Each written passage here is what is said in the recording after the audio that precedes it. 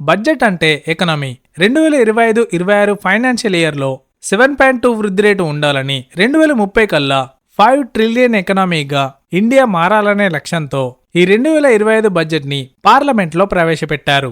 Income tax లో కొత్త income tax slabs ని తీసుకొచ్చారు. దీని ప్రకారం సంవత్సరపు ఆదాయం 12 లక్షల లోపు ఉండేవారు ఎలాంటి ఇన్కమ్ ట్యాక్స్ కట్టనవసరం లేదు. అదే సాలరీ ఎంప్లాయ్ అయితే 75,000 డిడక్షన్ తో 12,75,000 వరకు ఎలాంటి ట్యాక్స్ కట్టనవసరం లేదు. కొత్తగా వచ్చిన స్లాబ్స్ ఇలా ఉన్నాయి. ఎవరి ఇన్కమ్ అయితే 0 నుండి 4 లక్షల లోపు ఉంటుందో వారు జీరో ట్యాక్స్ లోకి వస్తారు. సంవత్సరానికి 4 నుండి 8 లక్షల ఆదాయం ఉన్నవారు 5%, 8 నుండి 12 లక్షల ఆదాయం ఉన్నవారు 10%, 12 నుండి 16 లక్షల ఆదాయం ఉన్నవారు 15%, 16 నుండి 20 లక్షల ఆదాయం ఉన్నవారు 20%, 20 నుండి 24 లక్షల ఆదాయం ఉన్నవారు 25%, 24 లక్షల కంటే ఎక్కువ ఇన్కమ్ వచ్చిన వారు 30% ట్యాక్స్ స్లాబ్ కిందికి వస్తారు. గ్రామీణ ప్రాంతాల్లో డెవలప్మెంట్ కోసం పీఎం ధన్ ధ్యాన్ కృషి యోజనలో భాగంగా వెనుకబడిన 100 జిల్లాలను ఎంపిక చేసి అక్కడ కేంద్ర ప్రభుత్వం డెవలప్ చేయబోతోంది. కిసాన్ క్రెడిట్ కార్డ్ లిమిట్ ని 3 లక్షల నుండి 5 లక్షలకి పెంచడం జరిగింది. మకానా బోర్డుని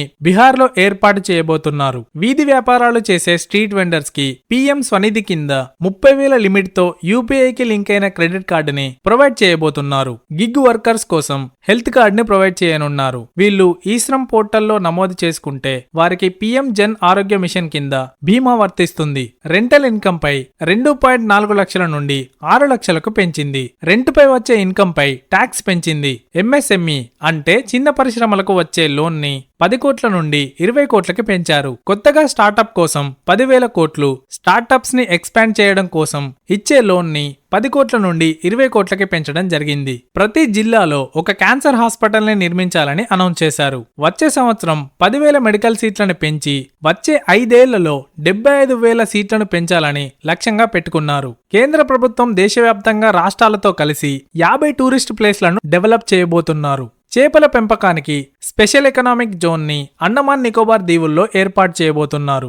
ఏ వస్తువు రేట్లు పెరుగుతాయి, ఏ ధరలు తగ్గుతాయో ఇప్పుడు తెలుసుకుందాం. పెట్రోల్, డీజిల్, గ్యాస్, ఉప్పులు, పప్పులు, వంట నూనెలు వీటి రేట్లు మాత్రం తగ్గడం లేదు. తగ్గేవి ఏంటంటే మొబైల్ ఫోన్లు, చార్జర్లు, EV batteries, life saving drugs. వీటిపై ఇంపోర్ట్ డ్యూటీ తగ్గించడం వల్ల వీటి ప్రైజ్లు తగ్గనున్నాయి. ఫ్లాట్ ఎల్ఈడి టీవీ, టెక్స్టైల్స్ ల రేట్లు పెరగనున్నాయి. సో ఓవరాల్ గా ఈ బడ్జెట్ పై మీరేమనుకుంటున్నారో కామెంట్ చేయండి. వీడియో నచ్చితే లైక్ చేయండి, షేర్ చేయండి. ఇలాంటి మరిన్ని వీడియోస్ ని మిస్ అవ్వద్దంటే మా ఛానల్ ని వెంటనే సబ్స్క్రైబ్ చేయండి. మరొక వీడియోతో మళ్ళీ కలుద్దాం.